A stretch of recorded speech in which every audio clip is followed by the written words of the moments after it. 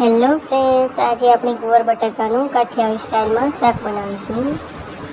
ગુવારને medium સાઇઝમાં cut કરીને તેને ધોઈ લીધા છે। હવે તેમાં તેલ લઈને તેમાં ગુવાર એડ કરી લેવાનું છે। ગુવાર તળાઈ જાય એટલે તેને કાઢી લેવાનું છે। પછી એક મીડિયમ સાઇઝનો બટાકાને આ રીતના કટ કરીને તેને એડ કરી લેવાનું છે।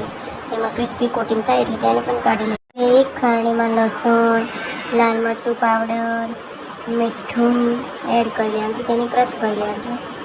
પછી આ ગુવાર સાથે આપણે ચટણી મિક્સ કરી લેવાની। એક પેનમાં તેલ લઈને તેમાં જીરું એડ કરી લેવાનું છે। પછી એક વાટકીમાં પાણી લઈને તેમાં હળદર પાવડર, લાલ મરચું પાવડર, ધાણા જીરું પાવડર, ગરમ મસાલા પાવડર, થોડી ખાંડ તેને મિક્સ કરી લેવાનું। પછી તેને તેલમાં એડ કરી લેવાનું છે। પછી 1 કપ ટામેટા પ્યુરી એડ કરીને તેને મિક્સ। પછી એક ખારણીમાં તલ એડ કરીને તેમાં ગાંઠિયા એડ કરી લેવાના છે। પછી તેને સારી રીતના ક્રશ કરી લેવાનું છે। પછી કઢાઈમાં આ મિક્સરને મિક્સ કરી લેવાનું છે।